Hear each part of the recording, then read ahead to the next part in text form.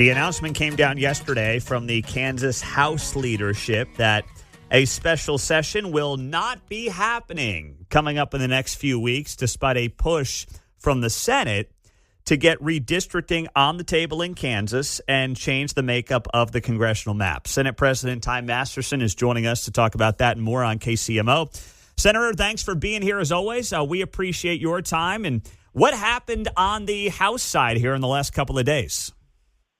Yeah, well, thanks for having me this morning because I want to make sure the narrative's right. I mean, the House side just came up a few votes short of special session. We have Kansas is unique. You can't even come into special session unless you have your supermajority petition. So he was 6 to 8 votes short on his side. But I want to make clear, we're not done with the efforts, on redistricting. I mean, all that does is change the timing. We'll deal with it in January when we come in for regular session. But if you deal with it in January, can it be implemented for next year's midterms, or would it really wait till 2028 at that point? No, it could. That ultimately probably be, unfortunately, up to the courts, right? We could handle it in that we come in the second Monday in January. We could probably work through that in the first week to 10 days. So there would be plenty of time to get it on the 26th election. But, I'm sure everything will be enjoined and we'll end up in court. So it just depends on timing there. Okay, so it just would be up to then the courts. Is there a deadline, though, and a date where the map would have to be set where you know how that thing is going to break down? Yeah, you would need to have that by June. June 1st is our filing deadline in Kansas for any of those offices.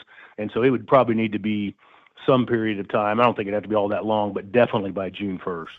So if it's going to happen anyway, or if it's going to be taken up anyway, are you confident that the votes are there to override the governor's obvious veto on this in January? Or is that still a concern based on how their votes were not there to go back to a special session this month?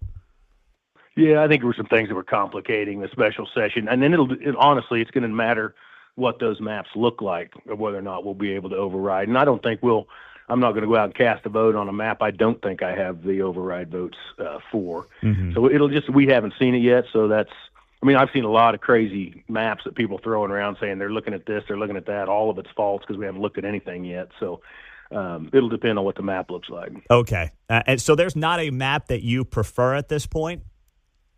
No, I think we're still in conversations with the majority of our delegation and making sure that it's something everybody's on board with.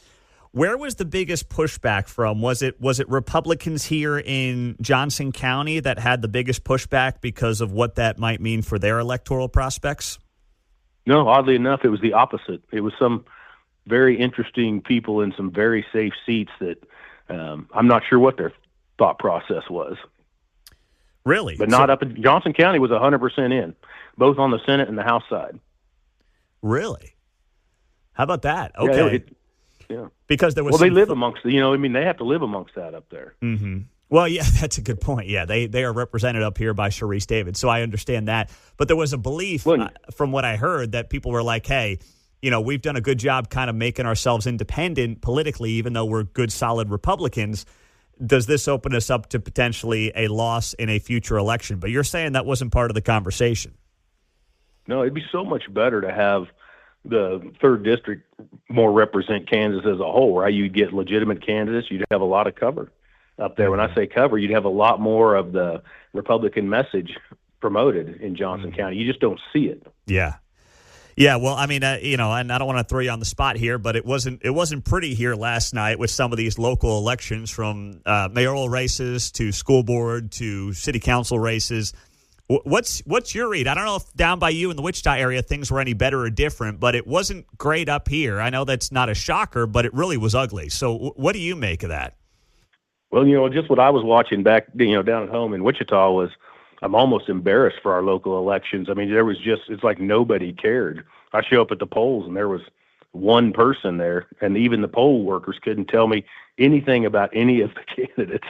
It was just an embarrassing statement on local elections. So we'll have to look and see. I had heard that about Johnson County. I'm anxious to see what the result of spin is on it and how it actually affects anything. It might actually help us, in the redistricting efforts, depending on how we read those results. Yeah, no, I mean, that is possible. I mean, do you think there's a broader conversation, and as someone who is running for governor, which you are, is there a broader conversation when it comes to Republican local leadership at the county level in particular, and some of these local groups and how the get out the vote is done? Because you see a lot of PAC money and a lot of local coordination on the Democrat side that you do not see on the Republican side. And as a result, they're getting their clocks cleaned. I mean, do you have a vision for that in terms of what that could look like to maybe sway things back the other way, especially in Johnson County?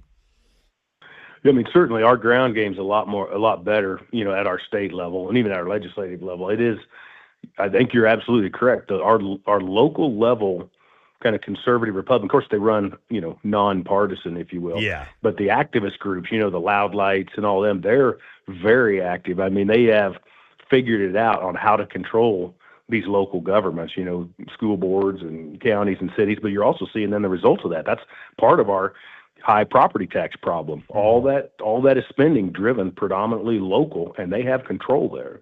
Well, I agree. I mean, people say to you guys, what are you doing about property taxes? It's like, well, if people voted in these elections yesterday, they'd solve the problem themselves, but no one votes. No one pays attention, to your point. I don't know how you fix that issue, Senator.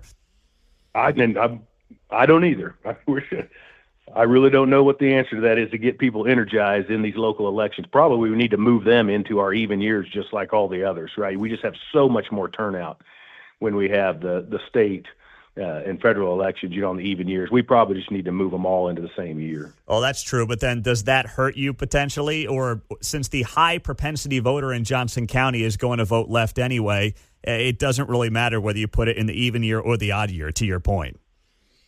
Yeah, but that's a big picture thing. Whether it hurts me or not, it's probably the right thing to do for the state. Yeah, that's true. All right. Well, I've got to ask you, because we're sitting up here against this deadline with the Royals Star Bond offer. The Royals, if you didn't see it this week, they announced they're now going to engage their fan base and ask their fan base where the fan base wants to be playing baseball going forward, whether that's in Kansas or North Kansas City or downtown Kansas City, Missouri. You've got this deadline on the Star Bond offer, December 31. When do you need something from Kansas or from the Royals or the Chiefs if there's a realistic opportunity to get these teams here with the December 31 deadline? When do you need something on your desk? Realistically, it's got to be on the desk very first week of December at the latest. It has to be handled in our December LCC meeting, and we're looking at dates now, and the holidays never work, so we're looking at that middle, 17th, 18th, 19th in that range for a meeting, and we would have to have it ahead of time enough to take a look at it before that date. All right. So they've got about 4 weeks to figure out whether or not they can get something into your hands. Do you see any appetite from the LCC to extend the offer beyond the end of the year? I do not. So you're saying this is it? This is it? I think that's it. I think the most you would see is if we had to have some type of emergency meeting on the 30th or 30th, 31st of December or something, but you're not going to see an extension. No. Okay. All right. So do you still feel pretty confident, or are you maybe wondering where exactly these teams are going to be since you don't have anything just yet? Yeah, I'm still confident, although my own confidence is running out of time, so we'll see. And it's, that I'm assuming they've got, a ways down the road on their negotiations, so it'll be done. And once they make the final offer, they can come and bring it to me immediately. Okay. All right. Well, Senator Masterson, we appreciate the time, and best of luck on the campaign trail as that starts heating up as well. We will talk to you soon on all this and much more. Thanks, Pete. Have a great week. You as well. That is Kansas Senate President Ty Masterson on KCMO talking about the redistricting efforts in Kansas and also, of course, the Chiefs and the Royals.